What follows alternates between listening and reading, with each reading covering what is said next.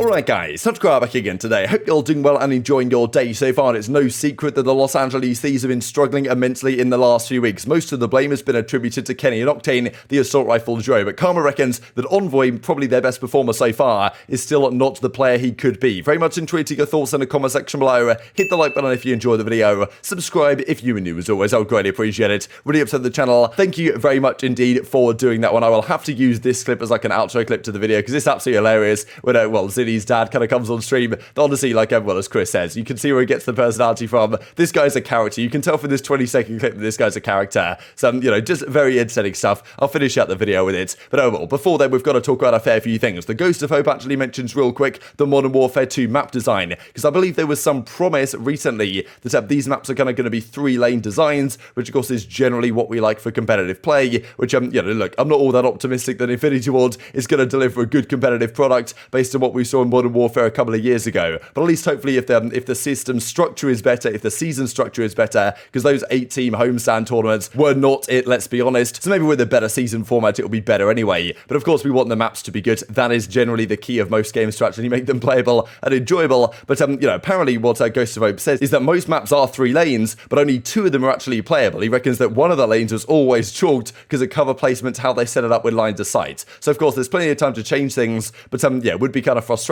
if we do get nice 3-lane maps, but one of the lanes is just completely broken because one of the power positions is way stronger than the other one. So look, we'll see how that goes. It's an art, obviously, making maps pretty good. Like, just roll back the years, bring back some good ones. I don't mind too much, honestly, at this point. We just need some quality maps in these games, because this year in Vanguard also isn't particularly good, let's be honest. This also have Masty. Spart, my boogeyman, just grabbed my $1 wager, had to cancel, he took enough of me already, of course, taking down the FaZe guys in the grand final. Spart's out of control as of late, but also I thought this is pretty interesting for Prestinni. Man, it sucks knowing you can't have what you want sometimes. We looked at earlier today the fact that he's teaming up with Prestinni again on the challenges front. You want my spot so bad, he says, I got Nicky D again. I want to play against you though, right? So Prestinni wants to get back in the league. That is a question mark. Will we get expansion this season? Like, I think it's probably about time, right? Given the talent that we very well know is down there in challenges with what Spart has done and other players are doing in the Prime and stuff like this. We'll see how it works in the Prime Classic, right? Whether these amateur teams can compete, because I certainly think on talent basis, they're certainly there or thereabouts. But as like a full team of amateur players, like whether they can compete with a pro, like, the culture, the mindset, the fact that they have your analyst staff, coaching staff, all this type of stuff might be a slightly different breed of competition. We'll see how it goes, right? It's entertaining stuff. But, look, we've been talking about expansion for quite some time at this point. Feels like it should be necessary. Then again, if they do manage to make it work, they're going to have to seriously consider the implications for the format, right? Because you imagine a 16-team major, like a 12-team major is already long enough, right? We have loads of games over all those days. If there's 16 teams, they're going to have to do like a Bravo stream. There's no doubt about it. There's going to have to be multiple games going on at the same time. There's surely no other way to make these tournaments work like they used to do back in the day. But they've got to think of these implications before they execute something like this, even if there is the interest there from the investor party. So we shall see how that progresses. But we've got to talk about Los Angeles Thieves, and also just talking about FaZe in general, really. Thought it was interesting that only aBeZy is on this top 10 list. Simp isn't even here. This is respawn SMG KDs in engagements where both players are using an SMG and in each other's field of view. So incredible how Carson actually is able to get these statistics, but really interesting, right? So this is both SMG players in a gunfight. When both SMG players are looking at each other effectively, what's the KD? Hydra Afro have a 1.24, Shots Asim a 1.28,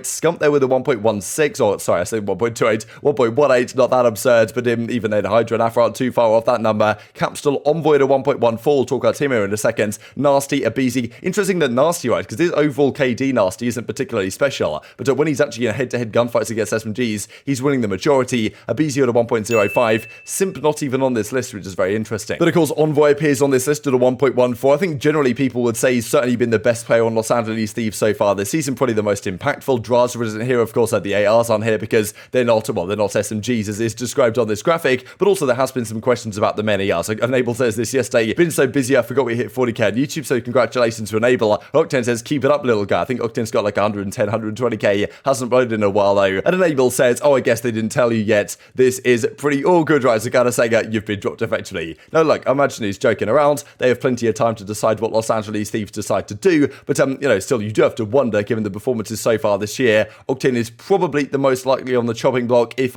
Kenny wants to go to a main AR or something like that. But the way this team has been trending, right, the fact that they went 0-5, then they go into the major and come top 8, right, during the entirety of stage 2, like there's many issues with this team. It might not just be the AR line, right? We look at the lineup, I mean, this is the series they played against Optic, right, at the major. And And yes, it was 3-2, a relatively close affair on paper, but Los Angeles Thieves got up 2-0, winning a game 1 they probably shouldn't have won. They won a game 2 as well, search and destroy, and then got bodied the final few maps. I mean, look at the same, right? Kenny's minus 35, Octane's minus 13, Envoy minus 15, Drazah minus 14. Like, that is a ridiculous amount of slaying. Outslayed by what? 77 kills in a 3-2 loss. Now, of course, that's just not going to cut it at the end of the day. Yes, it was. They honestly could have won this series, right? They almost won it. But it's the same stat line happened the last time they played Optic and lost game 5 round 11 right at the start of the regular Major 2 qualifiers. So it just goes to show they are just getting outslayed so heavily. Like, it's tough to take many positives away from this because you need to have some series where you can actually outslay and look good. Like, you can't get away with just saying, okay, well, we got outsslayed and we almost won. Like, that doesn't really cut it. Eventually, you've got to outslay and, like, actually look good on the map. So something is going drastically wrong with this team. I think Octane looks very uncomfortable on this game.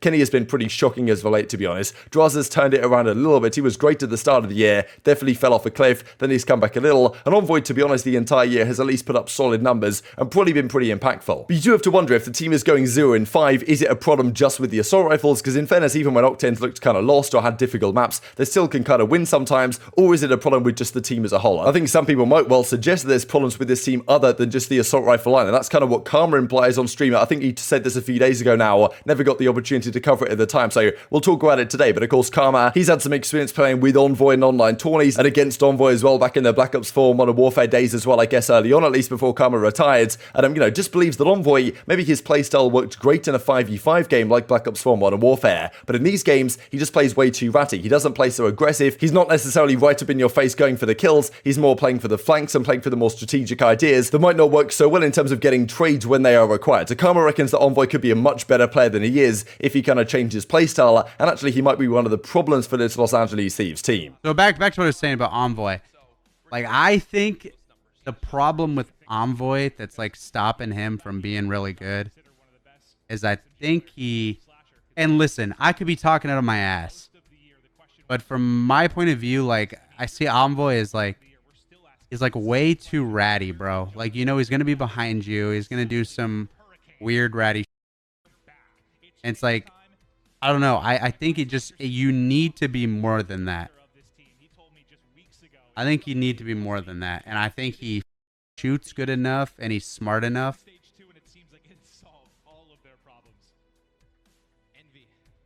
And I think that would bring him to another level. So when Envoy successfully executes what he's going for, it works impeccably. This is back at the kickoff. Classic when Los Angeles Thieves beat Optic, of course, they took them down 3-1. Envoy gets a 1 kill from the back. Then he makes a fantastic flank, actually, to close out this game that you guys will see in a second. But Envoy spawns up, makes a really nice play, comes behind the Optic guys, gets a couple of kills, and that's job done. You can see that number 5 in Envoy, he's on the flank, gets 2 kills. That closes out the game. Like, pretty vintage stuff from Envoy in this particular moment. He gets the revenge on the Optic guys, I suppose, in this particular situation, but over the course of the year, hasn't really worked out too well. Then again, I think it's tough to kind of put the sole blame here on Envoy. I think there's no doubt about that. We just do have to wonder, right? Because there's been so many questions. What do you do with Thieves? I think Envoy's a great player, don't get me wrong, but I do have to wonder. Like, back in Black Ops 4, he was so good, so impactful. Same in Modern Warfare, one of the best players in the game. But, just the last couple of years, since it's gone back to 4 versus 4, maybe I said 5v5 there, but you know what I mean. 5v5 in Black Ops 4 Modern Warfare, 4v4 nowadays. Things have changed in terms of his impact on the map. I feel like at times, he separates a little bit too much, maybe leaves Drazah out to dry. And I think there might be a reason why last year's Optic, the kind of SMG duo didn't seem to work out too well, right? That was kind of the discussion point last year, was that, okay, Dashy and Formula and the ARs, they did a pretty solid job, even though there was talk about Dashy and maybe he was just getting way too many kills or playing for kills more than he should have been. But also the SMG duo, right? When you compared Simp and aBeZy last year to Scump and Envoy, there was little comparison, to be honest, in terms of the aggression factor.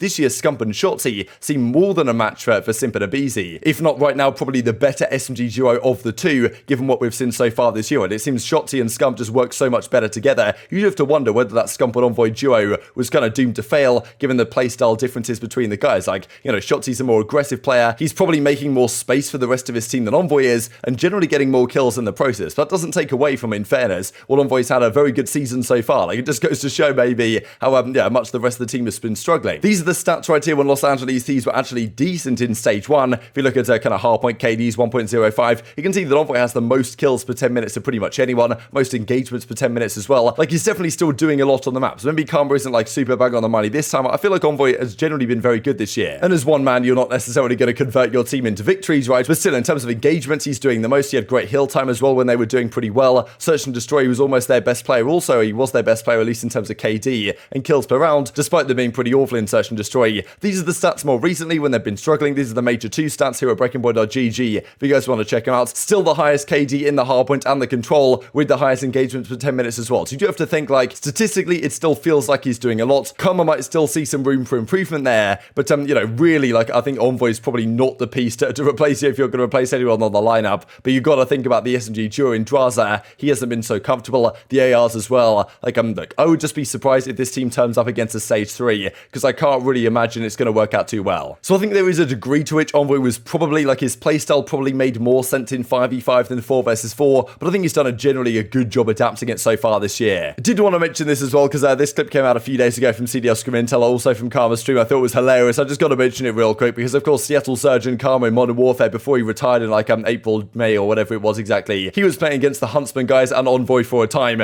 and apparently they were just so bad, and the Seattle Surge team was so jogged, they were basically stream sniping Huntsman in these games. Oh, you loved watching Huntsman scrim Surge? Dude, we were so down bad, like, I remember one day we were playing Petrograd Domination, and we literally were sitting there stream sniping Seth. Like, it was bad, bro. Like, we were so shocked. We literally just run at Seth over and over.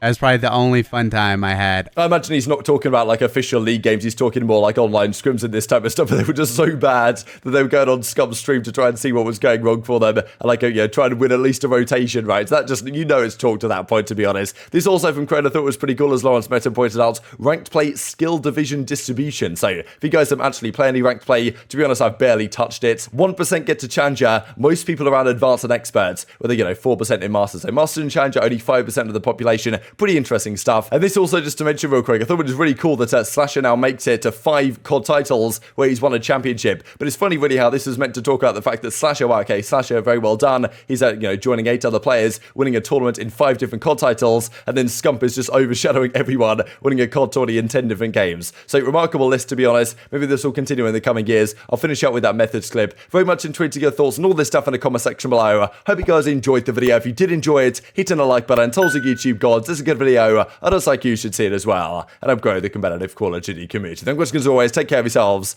and I will see you next time.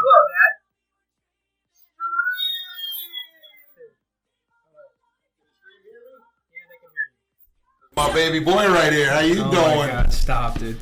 Proud of this guy. Stop, dude, get away. Stop, get away, dude. You're so annoying. Thank you. Shut up, dude. Thank you.